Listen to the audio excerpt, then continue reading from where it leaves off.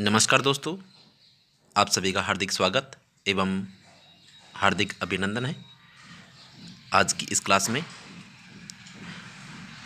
आज के क्लास का टॉपिक है अजमेर के चौहान और साथ ही चौहानों की उत्पत्ति का सिद्धांत।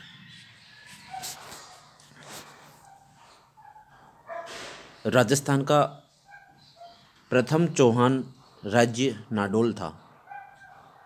प्रत्येक लाइन में क्वेश्चन है और ये जो एक एक लाइनें हैं वो सभी किसी न किसी एग्जाम में आई हुई है। उस प्रकार से प्रत्येक लाइन को बनाया गया है। साथ ही कुछ लाइनों को एक्स्ट्रा जोड़ा गया है कि संभावना बनती है कि वो प्रश्न आ सकता है। तो सभी लाइनों को ध्यान से देखेंगे। अर्ली चौहान डायनेस्टीज ये एक रचना है जिसका नाम है अर्ली चौहान डायनेस्टीज और इसके लेखक है डॉक्टर दशरथ शर्मा। डॉक्टर दशरथ शर्मा। चौहानों की उत्पत्ति के विभिन्न मत। अग्निकुंड, पृथ्वीराज रासो, नैणसी एवं सूर्यमल मिश्रण, ये तीनों जो लेखक हैं, तीनों जो कवि हैं, तीनों जो विद्वान हैं, वो राजपूतों की उत्पत्ति किससे मानते हैं? चौहानों की उत्पत्ति अग्निकुंड से मानते हैं। चौहानों की उत्पत्ति किससे मानते हैं? अग्निकुंड से। तो पहला प्रश्न यही बनता है कि अग्निकुंड का सिद्धांत किसने दिया या फिर इनके समर्थक कौन कौन हैं? तो ध्यान रखना है पृथ्वीराज रासो, नैणसी और सूर्यमल मिश्रण। मुमोद नैणसी और सूर्यमल मिश्रण। और पृथ्वीराज रासो जो है वो किसका है? चंद्रवरदाई का है। यह ग्रंथ है। सूर्यवंशी पृथ्वीराज विजय जो कि जयानक का ग्रंथ है, उसमें सूर्यवंशी माना है इनको। हमीर महाकाव्य, हमीर रासो, इन तीनों में चौहानों को सूर्यवंशी माना है। सृजन चरित्र, चौहान प्रशस्ति और बेदला शिलालेख, इन सभी में भी सूर्यवंशी माना है। इतिहासकार जो है गौरी शंकर हीराचंद ओझा भी इनको सूर्यवंशी मानते हैं। ब्राह्मणवंशी का जो मत दिया है उनके समर्थन में है डॉक्टर दशरथ शर्मा, इन्हें ब्राह्मणवंशी मानते हैं चौहानों को। डॉक्टर गोपीनाथ शर्मा और बिजोलिया शिलालेख, इन तीनों में इन्हें ब्राह्मणवंशी माना गया है। और चंद्रवंशी अचलेश्वर मंदिर का लेख और हाथी शिलालेख के अनुसार इन्हें चंद्रवंशी माना जाता है। तो मोस्ट और इम्पोर्टेंट बात यह है कि अग्निकुंड, सूर्यवंशी और ब्राह्मणवंशी और चंद्रवंशी इनको मानने वाले कौन कौन हैं या कौन कौन सी ग्रंथ है, इनका विशेष आपको ध्यान रखना है।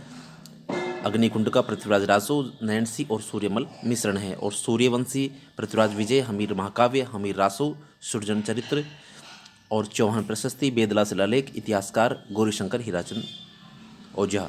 और जो ब्राह्मणवंशी मानते हैं दोनों ब्राह्मण हैं, दशरथ शर्मा और गोपीनाथ शर्मा, और एक बिजोला लेख को आपको ऐड कर लेना है। जो चंद्रवंशी है उसमें आपको याद रखना है हांसी का शिलालेख और अचलेश्वर मंदिर का लेख। चौहान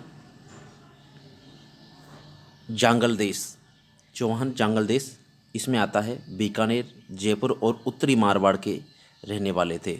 चौहान जांगल देश जो है वो बीकानेर, जयपुर और उत्तरी मारवाड़, चौहान कहाँ रहने वाले थे? बीकानेर, जयपुर, उत्तरी मारवाड़ के रहने वाले थे। और इनके राज्य का प्रमुख भाग सपाद लक्ष्य मतलब शांबर था। क्या था? शांबर था। ये प्रश्न कई बार एग्जामों में पूछा जा चुका है। तथा उनकी राजधानी अहिछत्रपुर नागौर थी। चौहान राजवंश का संस्थापक शासक जो है वासुदेव चौहान है। कौन था? वासुदेव चौहान था। उन्होंने सांबर में क्या किया? अपनी राजधानी स्थापित की। सांबर को अपनी राजधानी बनाया।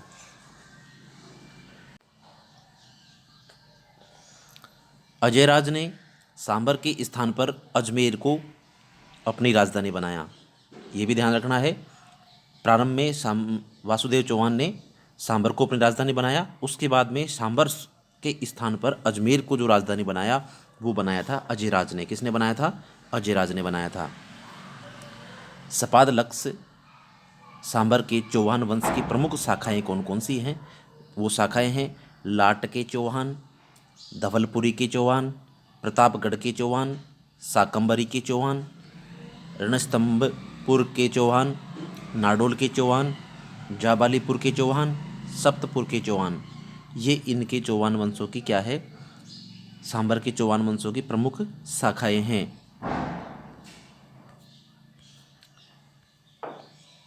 अजयराज यहाँ का प्रमुख शासक रहा। सर्वप्रथम 1113 ईस्वी में अजयमेरु मतलब अजमेर को बसा करके अपनी राजधानी बनाया। किसने? अजयराज ने। 1113 में अजमेर, जिसका नाम है अजयमेरु, उस समय का नाम है अजयमेरु, अजमेर बसा करके अपनी राजधानी बनाया। अजयराज ने अजयमेरु को क्या किया? अजयमेरु में एक दुर्ग का निर्माण करवाया। क्या करवाया? दुर्ग का निर्माण करवाया।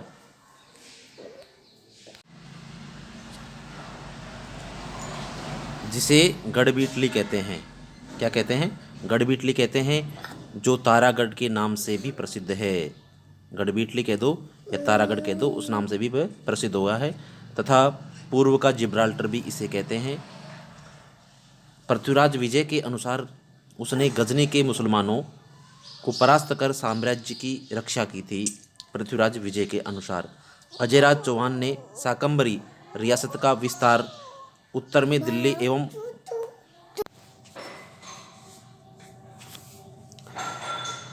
भटिंडा तक कर लिया। कहाँ तक कर दिया था? दिल्ली एवं भटिंडा तक कर दिया था। अजमेर चौहान ने शाकंभरी रियासत का विस्तार कहाँ किया? दिल्ली से भटिंडा तक कर दिया था। उसने श्री अजय देव नाम से चांदी के सिक्के चलाए थे। अजयराज ने श्री अजय देव नाम से चांदी के सिक्के चलाए। चांदी के सिक्के चलाए। किसके? चांदी के। और उनका नाम था श्री अजय देव। कुछ मुद्राओं पर उसकी रानी सोमलेखाओं का नाम भी था। सोमलेखा का भी नाम था।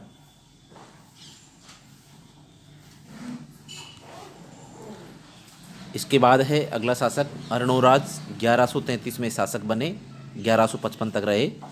उपाधि इनके थी महाराजाधिराज, परमेश्वर, परम भट्टारक। इनकी उपाधि थी महाराजाधिराज, परमेश्वर, परम भट्टारक।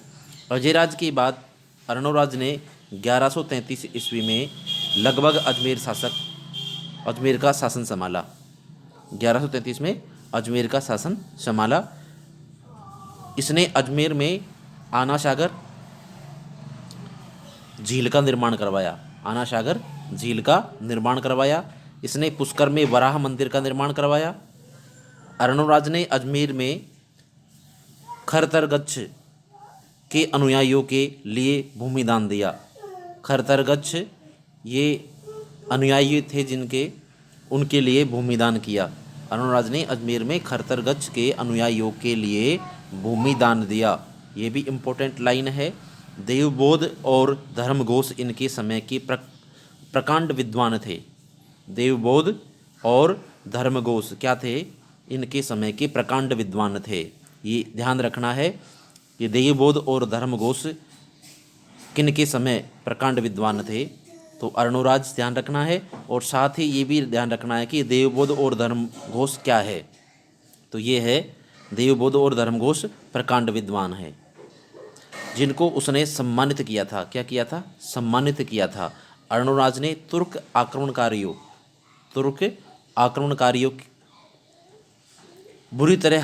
उनको बुरी तरह हरा करके अजमेर में आना सागर झील का निर्माण करवाया था। किस झील का निर्माण करवाया था? आना सागर झील का निर्माण करवाया था। चालुक्य शासक कुमारपाल ने आबू के निकट युद्ध में अर्णोराज को हराया था। आबू के निकट युद्ध में अर्णोराज को हराया था। मतलब अर्णोराज किन से हारा था? चालुक्य शासक कुमारपाल से हार गया था।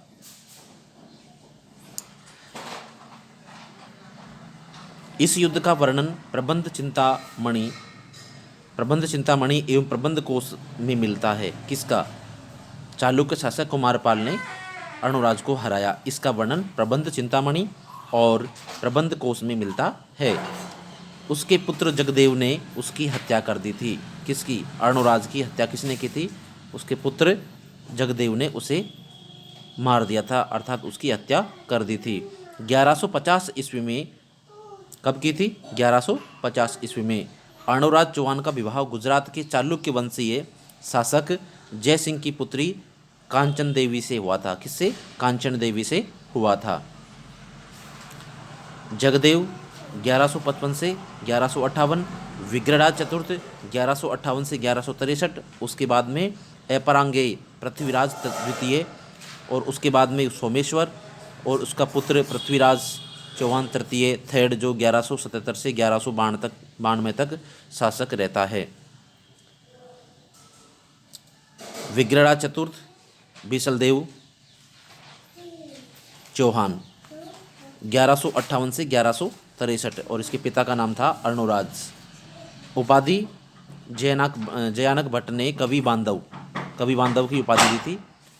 किसको? विग्रहराज चतुर्थ को। रचना है इसका हरिकिरी नाटक। किसका? विग्रहराज चतुर्थ या बीसलदेव चौहान। ललित विग्रहराज सोमदेव का है, दरबारी कवि था। किसका? विग्रहराज चतुर्थ का दरबारी कवि था, और उसकी जो रचना है वो है ललित विग्रहराज। और बीसलदेव रासो ये नरपति नाल्य की रचना है।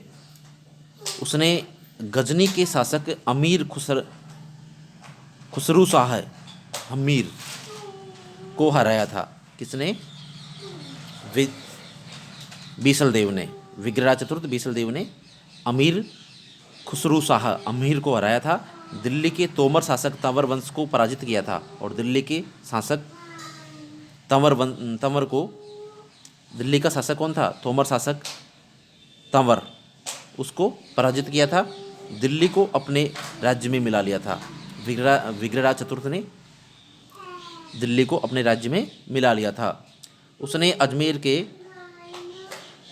अजमेर में एक संस्कृत पाठशाला भी बनवाई थी। किसने? विग्रहराज चतुर्थ ने, जिसे बाद में मोहम्मद गोरी के सेनापति कुतुबुद्दीन ऐबक ने तोड़ दिया था, और वहाँ पर क्या कर दिया? 2.5 दिन का झोपड़े मस्जिद का निर्माण करवा दिया था। इसने वर्तमान में टोंक जिले में बीसलपुर कस्बा एवं बीसलपुर बांध जो है उसका निर्माण करवाया था। विग्रहराज चतुर्थ बीसलदेव। दिल्ली शिवालिक अभिलेख से ज्ञात होता है कि विग्रहराज चतुर्थ ने मल्लेच्छों को 2 बार हराया था।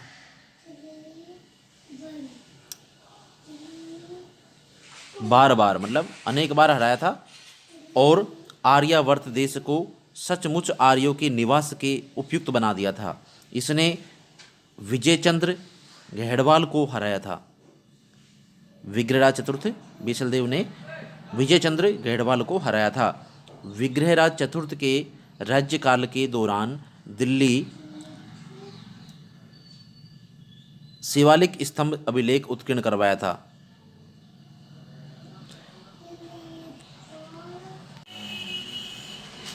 बीसलदेव रासो के अनुसार विग्रहराज चतुर्थ एवं परमार राजा भोज की बेटी राजमती के मध्य प्रेम एवं विवाह का उल्लेख मिलता है। बीसलदेव रासो में मिलता है कि विग्रहराज चतुर्थ एवं परमार राजा भोज की बेटी राजमती और विग्रह चतुर्थ के बीच में प्रेम प्रसंग का वर्णन मिलता है। ललित विग्रहराज ग्रंथ के अनुसार विग्रहराज चतुर्थ एवं इंदुपुरी की काल्पनिक राजकुमारी देसल देवी के मध्य प्रेम संबंध का वर्णन मिलता है। विग्रह चतुर्थ और कौन? देसल देवी। इसके काल को चौहानों का स्वर्ण युग कहा जाता है। विग्रहराज चतुर्थ बीसलदेव जो है उसमें क्या मिलता है? इसके काल में चौहानों का स्वर्ण युग कहा जाता है। पृथ्वीराज चौहान तृतीय 1177 में शासक बनते हैं और 1192 तक रहते हैं। अजमेर के चौहान वंश का अंतिम प्रतापी शासक पृथ्वीराज तृतीय हुआ था, जिनका जन्म संवत 1223 1166 ईस्वी में गुजरात की तत्कालीन राजधानी अनहिल पाटन में हुआ था।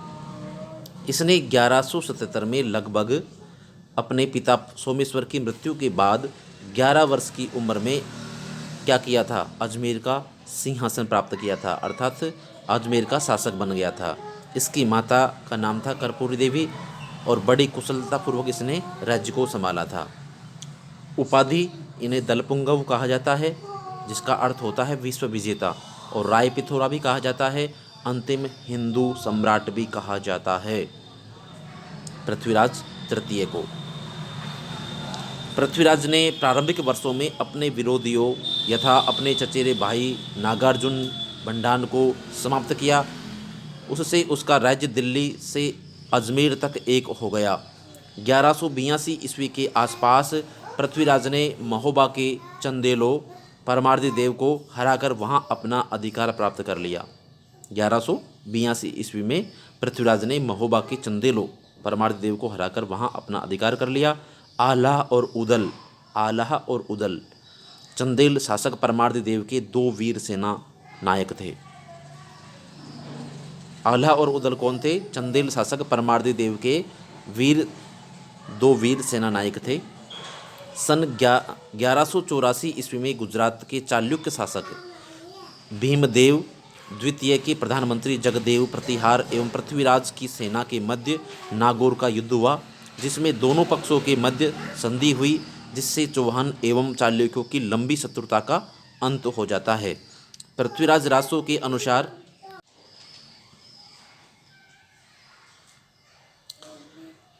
पृथ्वीराज और संयोगिता में प्रेम था।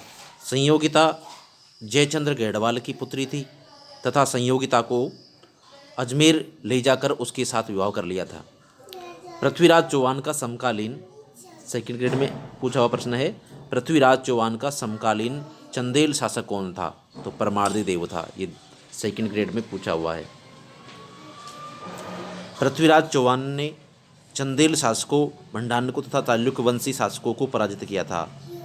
अगला प्रश्न पूछा गया है सेकंड ग्रेड में, पृथ्वीराज चौहान ने किन किन को हराया था, किन किन को पराजित किया था? तो चंदेल शासकों को पराजित किया था, भंडारको को पराजित किया था और चालुक्य वंशी शासकों को भी पराजित किया था। ये भी आपको ध्यान रखना है। पृथ्वीराज तृतीय के समय चंदेलों की राजधानी क्या थी? महोबा थी। क्या थी? महोबा थी। तराइन के युद्ध 1191 एवं 1192 ईस्वी करनाल हरियाणा में हुआ। तराइन का युद्ध साहबुद्दीन मोहम्मद गोरी तथा पृथ्वीराज तृतीय के मध्य हुआ था। तराइन का जो युद्ध हुआ था साहबुद्दीन मोहम्मद गोरी और पृथ्वीराज तृतीय के मध्य हुआ था। तराइन के प्रथम युद्ध में प्रथम युद्ध जो हुआ था 1191 में हुआ था और उसमें पृथ्वीराज की विजय होती है, पृथ्वीराज जीत जाते हैं। इसके जस्ट बाद में 1192 ईस्वी में द्वितीय विश्व युद्ध होता है। तराइन का द्वितीय युद्ध होता है, तराइन का द्वितीय युद्ध होता है, जिसमें क्या होता है, मोहम्मद गोरी जीत जाते हैं और इसमें माना जाता है कि पृथ्वीराज तराइन के प्रथम युद्ध जीतने के बाद में उसकी तरफ ध्यान नहीं देते हैं। उन्हें जब हारने के बाद वो वहाँ से प्रस्थान करते हैं तो आराम विराम में लग जाते हैं, प्रमोद में लग जाते हैं। और जबकि मोहम्मद गोरी युद्ध जीतने की तैयारी में फिर से तैयारी करने लग जाता है और वह 1192 में वापस युद्ध करता है और जिसमें वह विजय हो जाता है। तराइन के युद्ध में पृथ्वीराज के साथ उसका बहनोई था और बहनोई मेवाड़ शासक समर सिंह एवं दिल्ली के गवर्नर गोविंद राज भी थे। ध्यान रखना है, तराइन के द्वितीय युद्ध में पृथ्वीराज तृतीय के साथ कौन कौन थे, तो ये ध्यान रखना है। उसका जो बहनोई था अर्थात मेवाड़ शासक समर सिंह थे और दिल्ली के गवर्नर गोविंद राज भी उनके साथ में थे। तराइन के युद्ध के बाद मोहम्मद गोरी ने पृथ्वीराज के पुत्र गोविंद राज को अजमेर का प्रशासक नियुक्त कर दिया। तराइन के युद्ध के बाद मोहम्मद गोरी ने क्या किया, अजमेर का शासक गोविंद राज को बना दिया, जो कि पृथ्वीराज तृतीय का क्या था, पुत्र था। अश्वपति प्रताप सिंह जैसे सामंतों का अपने स्वामी को हराने के भेद शत्रुओं को बताना भी हार का कारण माना जाता है। जो द्वितीय युद्ध हारे थे, कौन सा, तराइन का द्वितीय युद्ध जो हारे थे, उसमें हार का कारण कैसे माना जाता है? हार का कारण माना जाता है कि अश्वपति व प्रताप सिंह जैसे सामंतों का अपने स्वामी को हराने के भेद शत्रुओं को बता दिया जाता है, इसलिए वो द्वितीय तराइन का युद्ध हार जाते हैं। इसके बाद में है गौरी के आक्रमण, ये सेकंड हेड में आया हुआ है।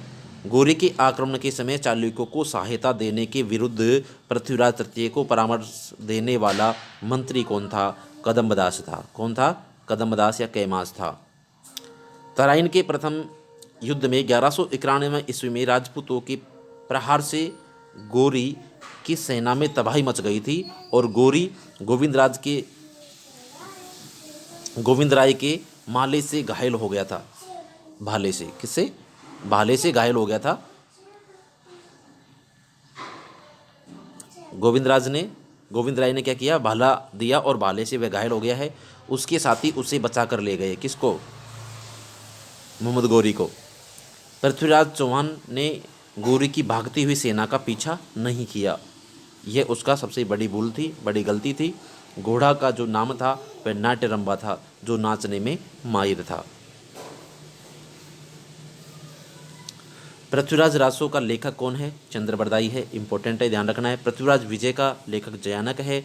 वागीश्वर, जनार्दन, आषाढ़धर, पृथ्वी भट्ट, विश्वरूप, विद्यापति, गौड़ आदि अनेक विद्वान कवि और साहित्यकार उसके दरबार की शोभा बढ़ाते थे। ये उनके दरबारी कवि थे। कौन कौन?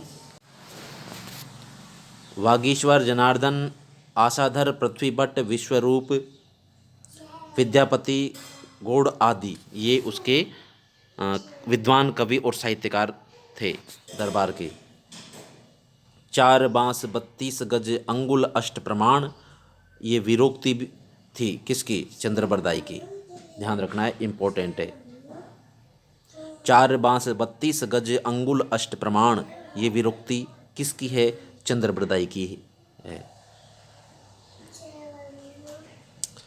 तो दोस्तों आज की क्लास में इतना ही। धन्यवाद।